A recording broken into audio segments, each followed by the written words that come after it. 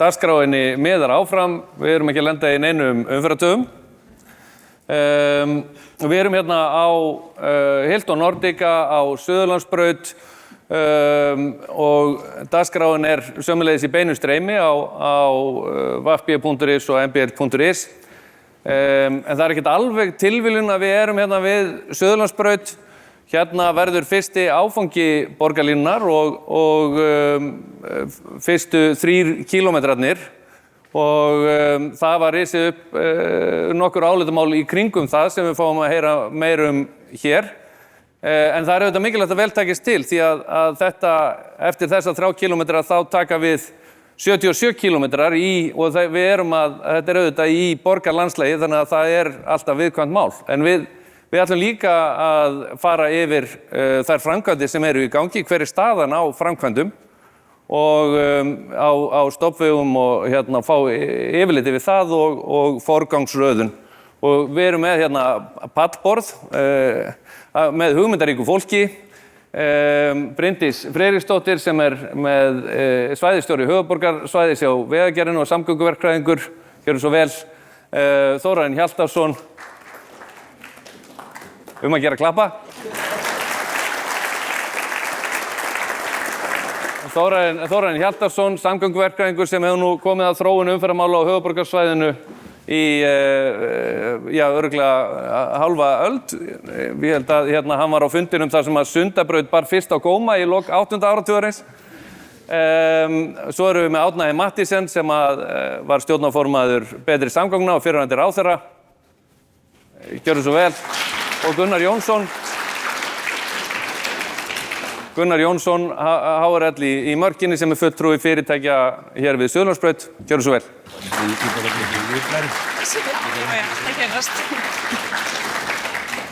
Það 30 kílómetra hámarkshraði þegar gengið upp á sviði þannig að það fara nú allir og ég held að Árni Friðleifsson, lögreglumaður sé í salnum þannig að hann mun fylgjast með umferðarhraða, við þurfum að passa okkur. Gjörðu svo vel. Takk.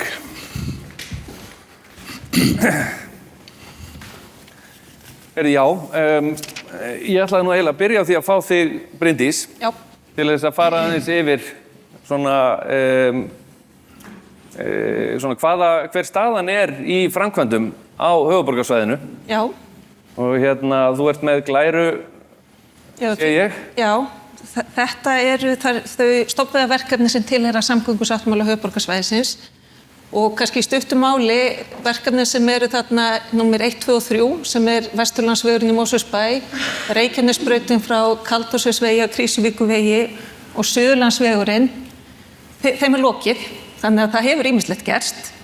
Við erum með Arnarnesveginn í framkvæmd og erum búið með 2 ár af 3, þannig að við sjáum fram á þeirri framkvæmd verði lokið núna áramótin, þannig að við viljum meina að það margt gerst. En vissilega eru fleiri verkefni og það listi þarna yfir verkefni sem undirbúningi og það Stokkur og Sæbraut sem eru í rauninni misla gatnamót og Kleppsmýrarveg og að tryggja það að Sæbrautin geti verið í frjálsu flæði á þessum kafla. Næstu gatnamót eru við Bústaðaveginn, við erum líka að hefja undirbúning á þeim, eða það að segja við erum búin að velja lausn og erum með í útboðsferli hönnun. Svo kemur Miklubrautarjarðgöngin og svo Reykjanesbrautin í Hafnarfirði.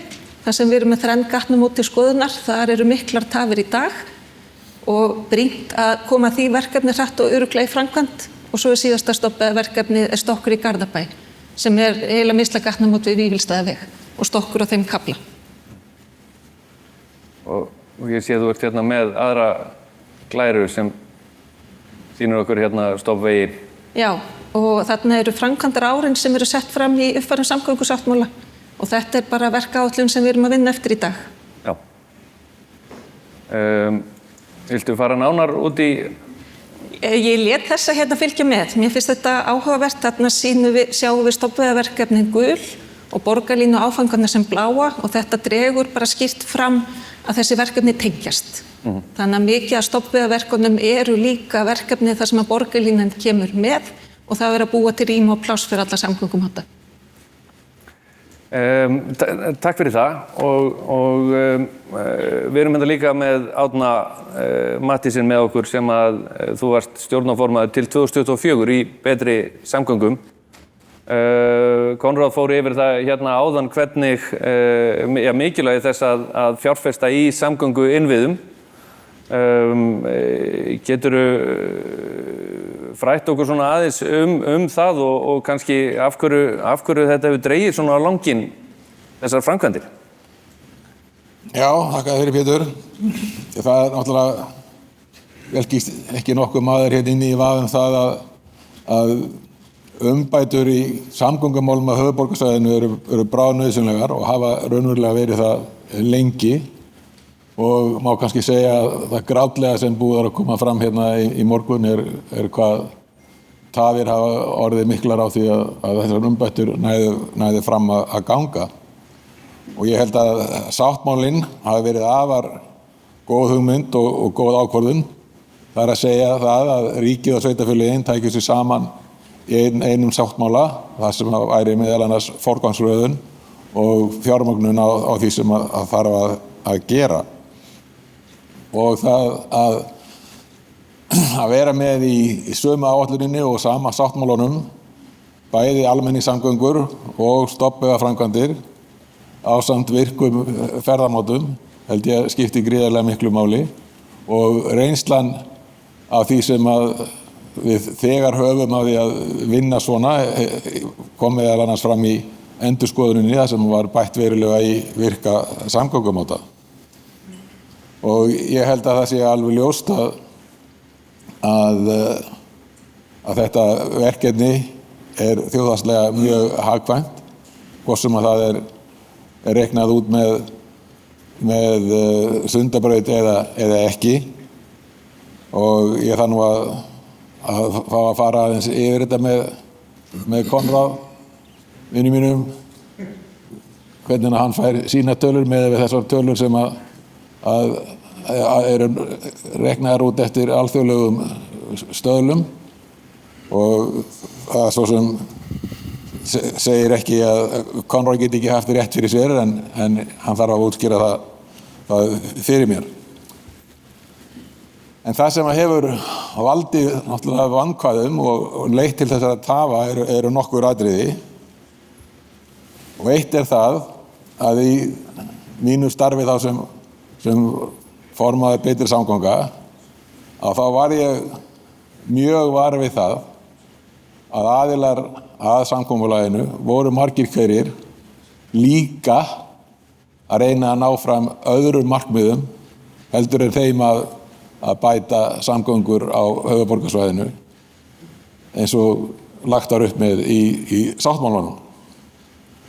Og alltaf því að maður gæti talað það að það hafi verið atlaga að einkabílnum og eins og einkabílinn gæti það væri bara hægt að ýta honum út af borðinu í hvelli þegar að staðreyndin var auðvitað sú að niðurstaðan á allri aðgerðinni var svo að minnka að hægja á fjölgun einkabílana en ekki að láta einkabílinn hverfa.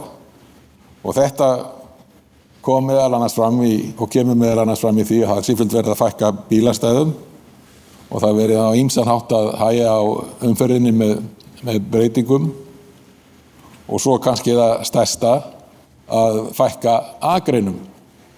Og það eru þó nokkur ár síðan að ég sagði í fjölmiðlum að það væri engin þörf á því að fækka akreinum á Suðurlandsbrautinni. Vist það búið að minnast á hana hérna?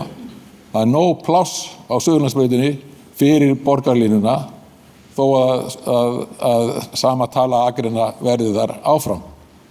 Og tímabili var meiri sem verið að tala það að byggja nýja handboltahöll sem við vonum að verði einhver tímann og þá ætti hún að koma hérna norðan við Suðurlandsbrautina og borgarstjórinn þáverandi, hann talaði það að það geti maður gengið út úr handboltahöllinni, ég man ekki hvort það var á annarri eða þriðju hæð og beint inn í borgarlínuna og það sjáu þetta allir að hún verður ekki miðlæg undir þeim kringumstæðum. Þannig að það er ýmislegt annað sem hefur komið inn í þetta og síðan hafa ýmsar framkvæmdir tafist að mér finnst á óskiljanlegan hátt og eins og til dæmis Bústaðavegar gatnamótin sem að bara lá eiginlega svona beint við og allan þann tíma sem að ég var þarna að þá bara hélt ég að hún væri bara að fara á stað og væri þá í rauninni framhald af miðslæga gatnamótunum frá Hafnarfirði og alveg hérna inn í Sundahöfn þegar að Sæbrautarstokkurinn er síðan kominn á stað.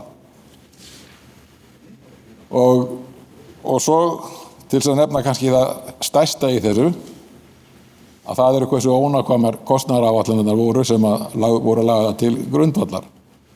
Og það held ég eitthvað sem við þurfum bara sem þjóðfélag að skoða sérstaklega.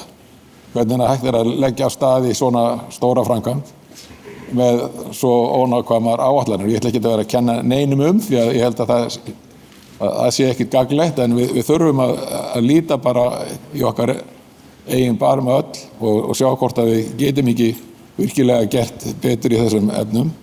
Því að sennilega er mjög fátt ef nokkuð sem hefur svona skaðað rykti framkvæmdarinnar heldur en þetta og það kom nú fram í könnuninni sem að Konráð var að sýna. Og þess vegna lögðum við okkur mjög fram það þegar að endurskoðunin átti sér stað að nota nýjustu alþjóðlega viðurkenndar aðferðir.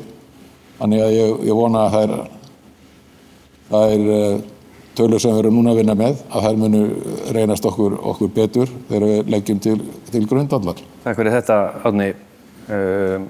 Gunnar, þetta pallborð bara þannig að ég skýri það, við erum að draga fram ólík sjónarmið, það þjónar fyrst og fremst þeim tilgangi, líka bara til þess að vera með fóður í þær umræðu sem við erum með á eftir því að það eru auðvitað síðan stjórnmálanna að taka afstöðu til hluta og marka stefnu og varða leiðina. En Gunnar, þú ert fulltrúi fyrirtæki hér við Suðurlandsbraut. Geturðu lýst fyrir mér hver er afstaða fyrirtækja hér til þeirra framkvæmda sem framundan eru og í hverju svona þessi gagnrýni felst sem þið hafi verið með á þá framkvæmd? Já, Árni flutti okkar mál hérna afskaplega vel rétt áður. Ég treysti mig varla til þess að gera það betur. Það er náttúrulega alveg augljóst af því sem Árni segir og ég þekkti forsöguna ekki svona vel að menn hafa haft hugmyndir Suðurlandsbrautina sem allt aðrar heldur en nú er og það hefur verið rík áhersla í þessum hópi að menn ekkert á móti borgarlínu og allir gera sér ljóst að það verður eitthvað að taka til hérna þannig að menn komist leiðar sinnar. Hins vegar eru áætlanirnar eins og eru lagðar fram með þessari miðlægu götu og fækkun bílastæða og allt það. Þannig að þær geta aldrei gengið upp í einhverju sátt við fyrirtækinu og ég held að þetta er eina leiðin til að láta það ganga upp þegar menn eru svona stóru og það þá bara hreinlega að taka öll húsin hérna eignarnámi og fyrirtækin. Það er eina leiðin til þess að geta gengið upp. Vegna þess að ef þetta er gert svona með þessari miðlægu borgarlínu þá erum við ljóst á framkvæmdatíma sem verður örugglega, við talum kannski 3 ár, ég hef 5 ár sé nærtækar og jafnvel eitthvað lengra ef maður miðar við svona forsöguna, að þá er hreinlega ekkert pláss til þess að halda umferðargötuna á þeim tíma sem að framkvæmdir eru í gangi. Og við þessa götu þá eru alls kyns fyrirtæki og flest það sammerkt að reiða sig á það að komi viðskiptamenn til þeirra. Þau þurfa aðföng og sem þau þurfa að reiða sig á það að það sé hægt að fara götuna og eins og plönin eru, þá er alveg ljóst að það ekki hægt. Og ég veit ekki hvort allir hérna í salnum vita það, er svolítið ekki allir búin að lesa umsögnina sem við sendum frá okkur, en það vinna 2400 manns við Suðurlandsbrautina. Og 2400 manns er nánast akkurat fjöldi vinnandi handa í Grindavík áður heldur en að Eldsumbrotin hófust. Og þetta ætti menn eru með reiðubúnir virðist vera, samkvæmt þeim áætlunum sem fram eru lagðar, að setja í uppnám. Bara með ákvörðunum sem alveg hægt að hafa öðruvísi. Og það sem var eiginlega mest sláandi í því að vinna þessa vinnu og þá í samtölum við þá sem að fyrir fara og deiliskipulagstillagan bera með sér að þessum staðreyndum engin gaumur gefinn í áætlunum. Það ekkert skoðað hvað við götuna, hvaða áhrif það muni hafa, hversu mörg störð þetta kunna setja í þetta og allt það. Og það það sem truflaði mig eiginlega mest við þessa vinnu.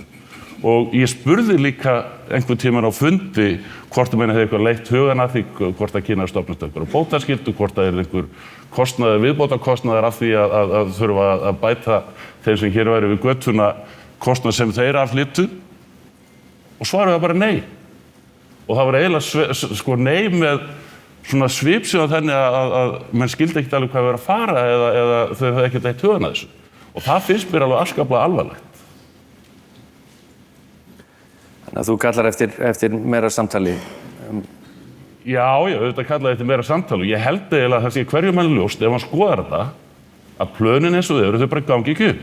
Þetta einhverjum í huga að þeir geti lokað Suðurlandsbraut þar sem 2400 manns vinna og eru fasteignir sem eru á 720.000 fermetra og verðmætum sennilega á 50 milljarða að það sé bara að loka götunni í 5 ár og svo bara komum við hlæjandi tilbaka 2040 því allt verið svo aðeinslegt þá. Það getur vel verið að menn geti verið 2040 mjög glaðir seljandi í hverjum öðrum kaffi og hvað nú og það verður mjög gott fyrir þá sem þar verða þá. En það var ekkert voðalega gaman fyrir þá sem eiga þetta núna. Þeir verða allir færdir á hausinn, þeir verða allir búin að missa sig. Og það eins og ég segi, mér finnst bara alvarlegast að þetta skeytingarleysi, að menn leiði ekki tugan að þessu. Þórarinn, þú hefur verið svona duglegur við að tefla fram hugmyndum bæði sem sagt gagnrýni á þau plön sem eru lögð fram en eins tefla fram hugmyndum að öðrum lausnum, meðal annars í almenningsvagnamálum og öðru. Geturðu aðeins frætt okkur það? Já, ég byrjaði að nefna, ég í þetta samtökunum Samgöngu fyrir alla og til dæmis, svo ég fari að við höfum áður, þangað til fyrir svona hálfu til 1 ári, þá gerðum við tillögu mislæg gatnamót á Miklubraut. Við komumst að því að það var ekki söluvara og þannig að við drógum í land og ég vil taka það fram, við gerum ekki tillögur forgangsröðun framkvæmda, eingöngu út frá arðsemi.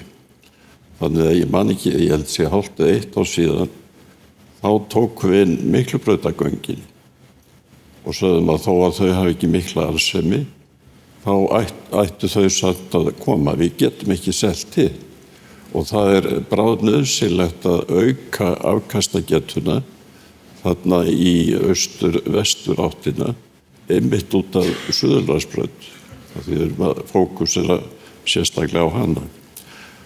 Þá alveg ljóst og það eldri umferðarspár hafa margsinnis sýnt fram á það að ef við aukum verulega afkastagetuna á Miklubrautarásnum eða einhverju samsíða götu eins og þarna var í svæðisskipulaginu 2001-2024, þá var gert ráð fyrir svokölluðum Kópavogsgöngum og Öskjuhlíðargöngum sem kom þarna í staðinn fyrir gömlu Fossvogsbrautina sem ég þurfti að verja með klóm og kjafti í gamla dag og tapaði þeirri orrustu og en semst að þegar að afkastagetan aukin þá minnkar verulega umferð á samsíðagötum sem ekki, þó þessu miklar umferðargötur, ekki eins mikilvægar og öflugustu þjóðveginir. Þá minnkar umferð á Suðurlandsbraut, Bústaðavegi og Nýbýlavegi. Og ef við bætum svo við Sundagöngum, það sérstaklega í þeirri útgáfu, að allavega göng undir Kleppsvík, þá koma 4 akreinar frá göngunum, fara undir Sæbrautina þarna í Klessveg og koma upp þarna gangnamenni við Laugarnes. Og þetta eins og þið getið séð fyrir okkur, þetta samsíða þarna Suðurlandsbrautinni líka. Þetta tvennt kemur, Sundagöng þarna og Miklubrautagöng. Og ég tel að það sé nóg að hafa Miklubrautagöng. Þá lagast ástandið á Suðurlandsbraut, þannig að við þurfum engar forgangsakreinar þar til viðbótar því sem það eru nú ekki margar, nema kannski örstuttar akreina við helstu ljósagatnamót. Og það þumalfulla regla að ef þú ert með umferðarmagnið 80% eða minna af flutningsgetunni, þá það gott umferðarástand. Það engin brýn nauðsyn á forgangsakreinu. Nú er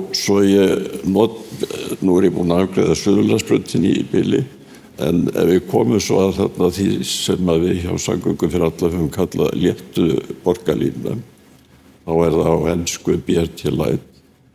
Þetta algengari lausn heldur en einhver supergæða hraðvagnakerfi, ekki bara í Bandaríkjunum, heldur líka í Evrópu.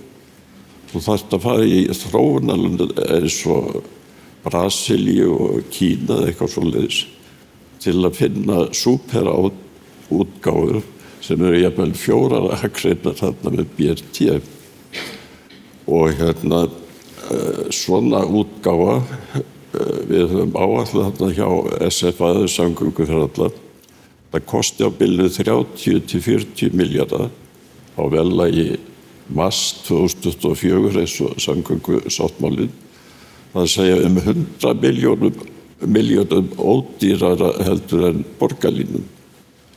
Og það má gera ýmislegt fyrir 100 milljarða. Það má nota það eitthvað allt annað, byggja hjúkrunarheimili og svoleiðis.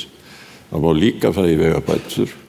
Og ef ég held áfram, það eru til þarna og þarna við höfum gert tillögur það sem að Konráð kom inn á og sýndi einhver svona litla stokka undir mestu hnútpunktarnar. Gerum einmitt tillögu þarna að taka 4 akreinar á Kringlumýrarbraut undir Miklubraut. Þetta getum við gert þó að Miklubrautagöngi komi kannski 10 árum seinna, bara til að auka afköstin og bæta flæðið á Kringlumýrarbraut. Ég áætlað að þetta kosti svona 4 milljarða og arðsemin nokkrir 20%. Við höfum gert tillögur svona gatnamóta á fleiri stöðum og ef við tökum þessa viðbótar tillögur hjá okkur við samgöngusáttmálann, þá getum við fyrir minni pening en samgöngusáttmálinn gert mun meiri bætur á umferðinni og okkar bestu framkvæmdapakkar, við erum með nokkra varianta sem við kynntum þarna í skýrslunni sem við gerðum þarna með RSE. Þeir eru einmitt staddir báðir, Ragnar Árnason og Elías B. Elíasson. Við gerðum þá skýrslu með mér að þá erum við með 20% arðsemi á þessum framkvæmdapökkum sem eru ódýrari heldur en samgöngusáttmálinn. Takk fyrir það, Þórarinn. Ég kannski bara aðeins kom inn á vegna þess að þessi Miklubrautagöng hafa verið fyrirferðarmikil í umferðinni og þau voru ekki inn á plönunum fyrst, þó að reyndar ég heiti Eyjólfur Árna í kaffilinu, hann gerði held ég tilboð í forathugun á Miklubrautagöngum 1992. Þetta hefur náttúrulega verið í umræðinu held ég bara í 20 ára og eins og Þórarinn kom inn á líka Öskjuhlíðargöngin sem að taka umferðina frá Kringlumýrarbraut og inn í Öskjuhlíð eða þar. Það var í samgöngusáttmálanum Stokkur á Miklubraut og þegar við fórum í fyrsta hönnunarstig, svona til þess að útskýra þá eru hönnunarstigin 3 hjá okkur og fyrsta hönnunarstig gengur út á það að skoða valkosti og bera saman mismunandi leiðir til þess að ná árangri, að þá kom bara fljótlega í ljós að það er mjög erfitt að gera stokk á Miklubraut, bæði að því þetta eru umferðarþung svæði, Miklabrautin og Kringlumýrarbrautin, og þegar þú ert að gera stokk þá ertu raunin að grafa þig niður og byggja upp steypt mannvirki, þannig að þú þarft að vera með massífa hjáleiðir og það lítir rými þarna. Svo bætist ofan á að það er bara hellingslagnasúpa þarna neðanjarðar sem að maður sér ekki en skapar vandræði. Þannig að þegar við fórum í kostnaðar ábatagreiningu á þessum valkostum og þá komu jarðgöngin betur út. Og til þess að gleðja þig að þá eru tengigöng frá Kringlumýrarbraut og inn í Miklubraut, þannig að það er vísir af þessum öskjuhliðagöngum inn í samgöngusáttmálanum. Þannig í rauninni að þú ert að koma frá Hafnarfirðinum og þá kemstu ofan í miðdilinn í jarðgöng og kemur svo upp upp á Miklubrautinni við Landspítalann. Þetta var hugsað sem fóður bara í umræðuna fyrir það. Við erum svona að reyna að taka upp mál, fara aðeins niður á dýptina, líka að fá fram gagnrýnina. Það er auðvitað stjórnmálamanna að líka svara fyrir þá stefnu sem mörkuð er og þá stefnu sem þeir vilja fylgja. Og við fáum að heyra í þeim á eftir. En ég þakka ykkur kærlega fyrir að koma og viðra ykkar svona hugmyndir og skýra hlutina fyrir okkur. Takk hérlega.